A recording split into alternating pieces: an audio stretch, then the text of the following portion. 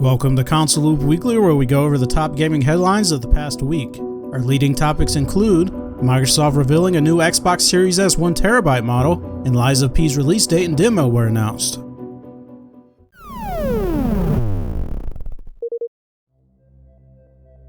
What happens when you introduce Pinocchio to Dark Souls gameplay? Well, apparently you get a world poisoned by madness and bloodlust. The developers behind this new Souls-like adventure game called Lies of P revealed it would be launching on September 19th, but everyone will get the chance to play Lies of P 3 months early via a demo.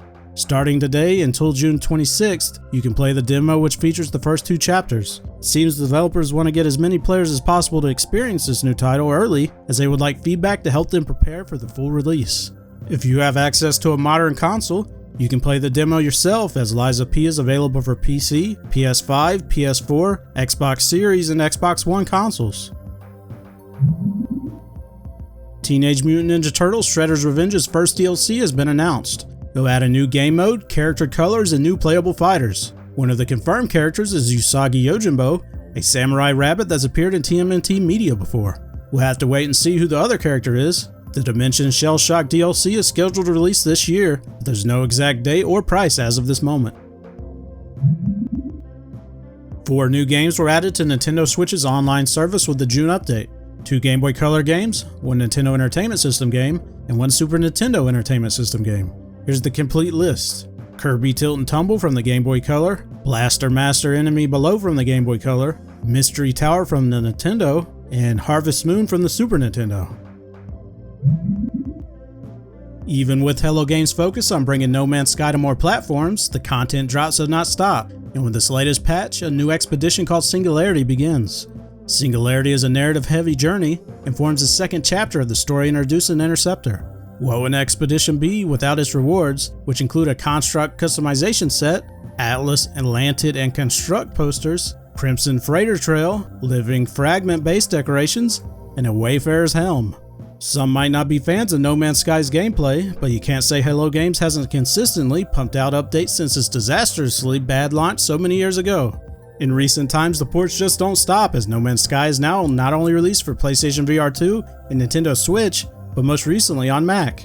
We also covered the last major update called Interceptor, which introduced many new features such as corrupted planets and salvage interceptors.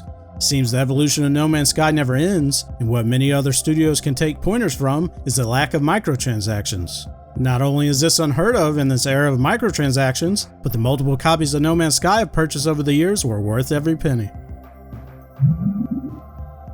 Xbox revealed new hardware during the Xbox Showcase today, bringing a new model of the Xbox Series S with a dark coat of paint and doubling of storage space from 512GB to 1TB.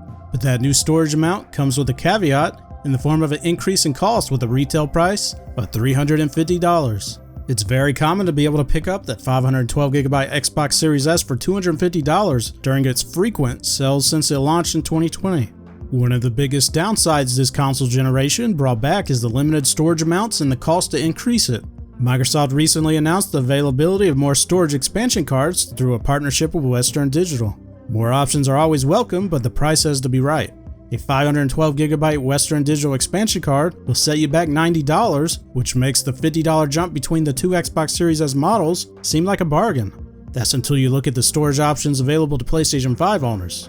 For only $50, you can add a 1TB NVMe SSD to your PS5, and not only is it not a proprietary storage format, but it's up to double the speed of the storage cards available for Xbox Series consoles.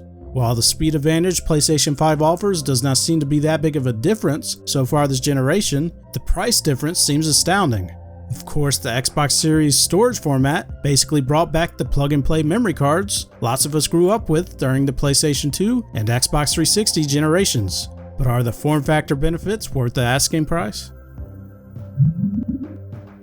That's the end of this weekly recap. If you're interested in any of the topics we discussed, you can visit ConsoleLoop.com for the full articles. If you've visited our website before, you might have noticed it's been given another little remaster. Hopefully you will like the changes as much as I do, but feedback is always welcome. As always, remember to follow ConsoleLoop on Twitter and subscribe on YouTube to help us keep you in the loop.